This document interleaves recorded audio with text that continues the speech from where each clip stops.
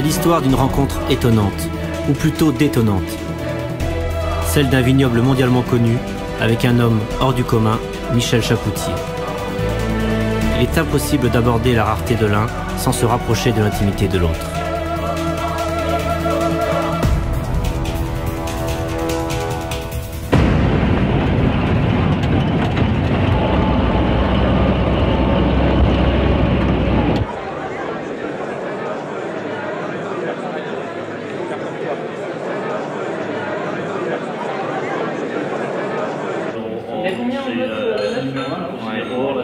Le 9 en moyenne 17,65.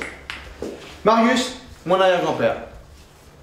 Le regard coquin, le ventre gourmand, pas un gars que ça dure. C'est pas Ils prennent des fromages aussi. Comté, Brie, un truc comme ça. Hein. Et là, ça nous fait combien au total? 5 hectares là, plus les 4, ça va faire déjà une dizaine d'hectares. Michel Chapoutier, au nom du président de la République, et en vertu des pouvoirs qui nous sont conférés, Tout ça comme ça. Allez, oh, champagne. Et ça donne quoi comme différence au niveau des vins, ce type de sol par rapport à l'Ermitage? Ah mais ça dépend parce que l'Ermitage c'est la seule parcelle au monde, le seul endroit au monde où il y a les 4 âges géologiques visibles. Quand on regarde là-bas on voit l'Ermitage, hein. C'est une partie granitique. Puis on va plus loin, vers l'est après. Alors granitique c'est l'époque primaire. On va plus loin, on va avoir le secondaire, puis le tertiaire, puis le quaternaire. C'est-à-dire que sur l'Ermitage, c'est le seul endroit connu sur la planète où en si peu de place, on va passer du primaire au quaternaire, mais vraiment visuellement. C'est pour ça que l'Ermitage, c'est le plus grand vin au monde, le plus grand vin au monde. Bon, ils le disent dans toutes les régions, la différence chez nous, c'est que c'est vrai. Et les autres sont des menteurs, bien sûr.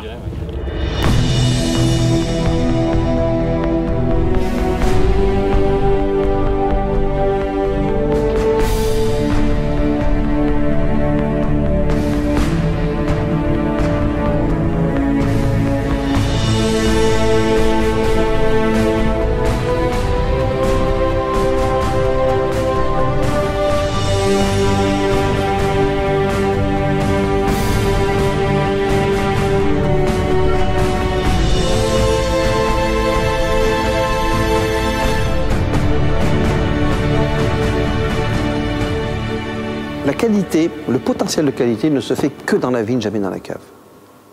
C'est-à-dire que le travail à la vigne crée le potentiel de qualité et à la cave, on ne peut que transformer un potentiel en qualité, mais on ne peut pas créer de la qualité. Et je disais, à la vigne, on crée la hauteur de l'échelle et le vinificateur monte à l'échelle. Il n'ira jamais plus haut que l'échelle. Et ça, c'est important parce qu'on est dans un monde où, lorsqu'on parle de vin, on parle toujours d'énologie et pas d'agronomie et pas de viticulture.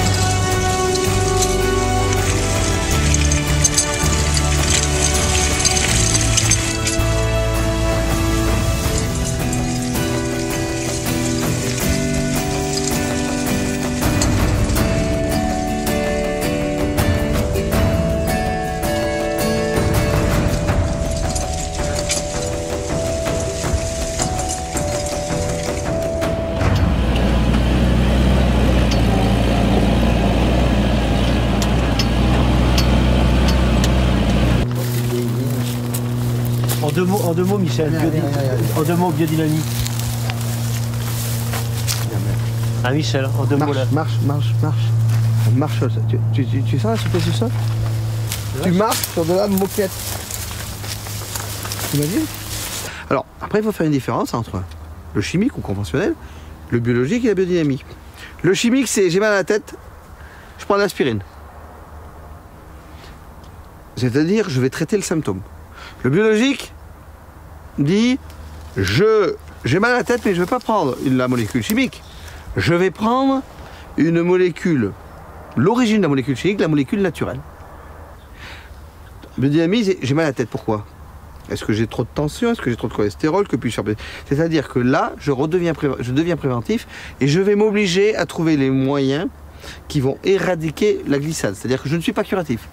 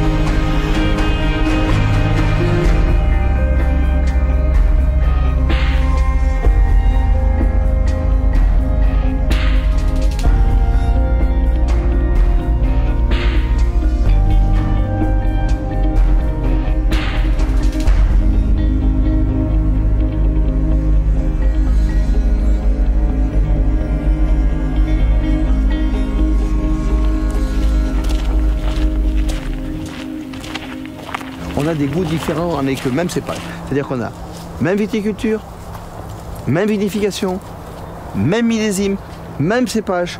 Il y a 100 mètres de là à là, deux produits complètement différents. La Syrah va s'exprimer ici, sur le côté granit. On va sentir le caillou, la pierre, la pluie d'été sur le caillou. Hein, cette odeur, la pluie d'été, là, ça commence à... Côté qu'on appelle ce côté, voilà, côté pierre fusée, ozone, graphite. Et là-bas, on va être sur des arômes beaucoup plus fruits, mûrs, confiture de mûres, cassis. Et c'est tout est identique. Seul donc le côté minéral sera davantage? La minéralité, oui, oui, oui. Sera davantage du côté du granit? Ouais, c'est du côté du granit. Hein. Donc cette année, on fait bien sûr les 2008 en premier et les 2009 en second. On est d'accord? Oui, c'est ce qu'on a fait.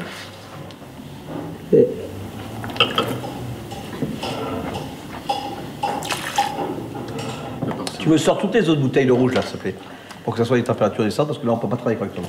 Ou alors on déguste l'après-midi.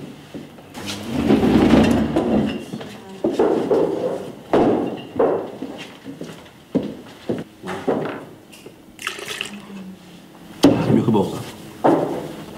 Ce style, vous aimez bien en fait? Et pour moi, c'est du papier, c'est du grenage. Ouais. C'est déjà en couleur. Ça va presque pinoter. Bah, ça pinote, hein, là. Ouais. Ouais, c'est correct ça. Hein. Suivant.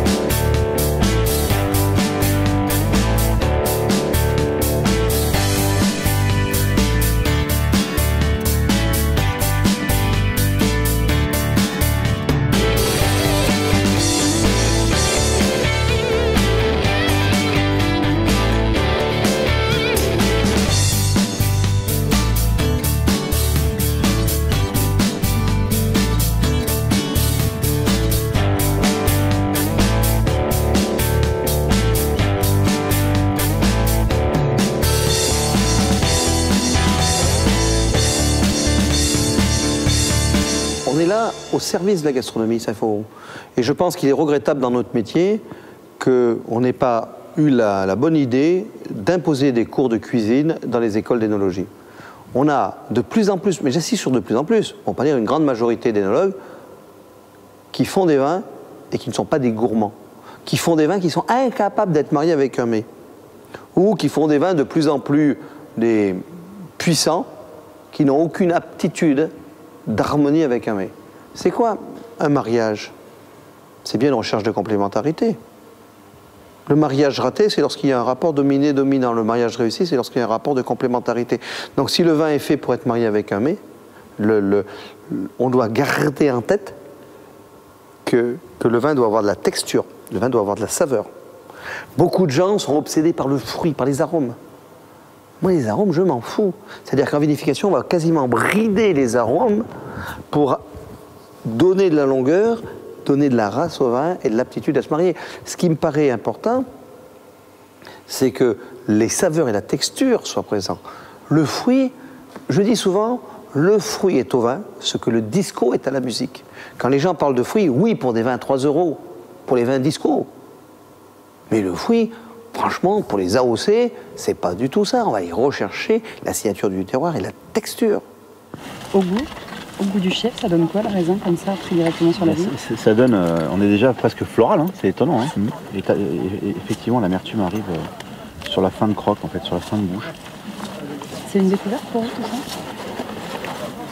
De se rapprocher de Michel, c'est comme si j'apprenais de conduire avec une Schumacher. C'est un vrai bonheur.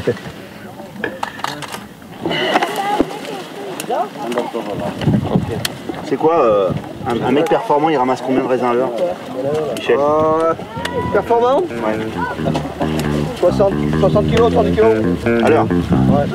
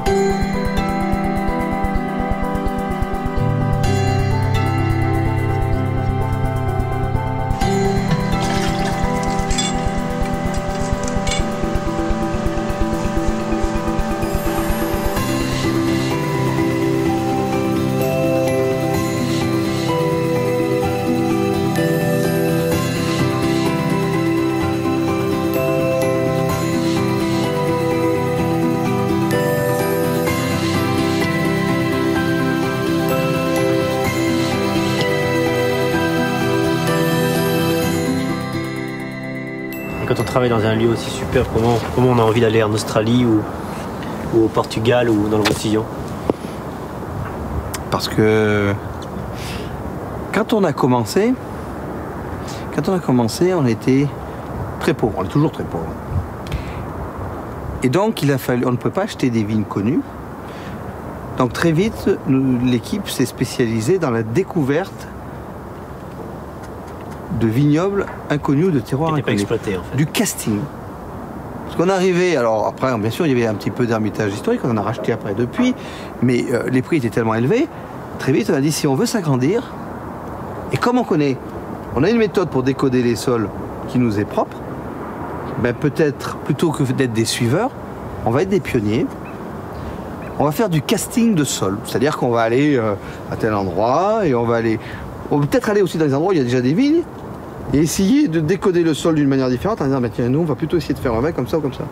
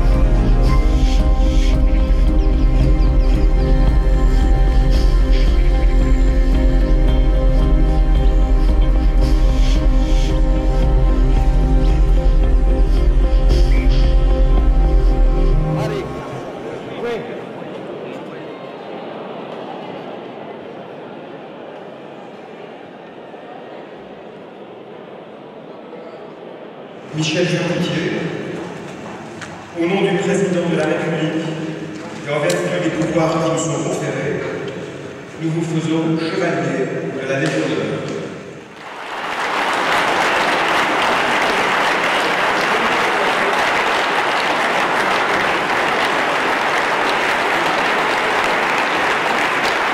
Si une maison se doit d'avoir une signature, celle-ci doit représenter une philosophie, mais elle ne doit en aucun cas entamer l'intégrité de la logique de la l'AOC, soit la fidélité au terroir.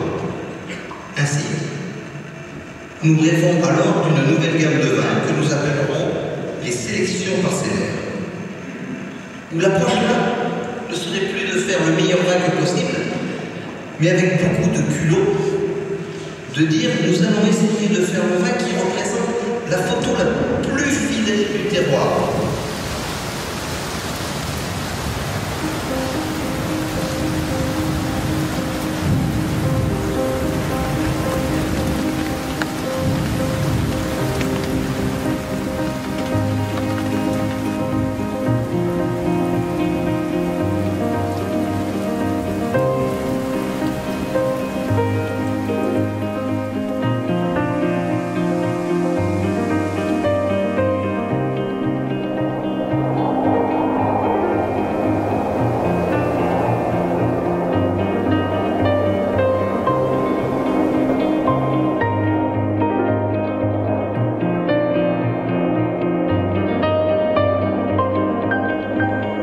Les gestes se répètent, les millésimes passent, mais la maison Chapoutier surprend toujours.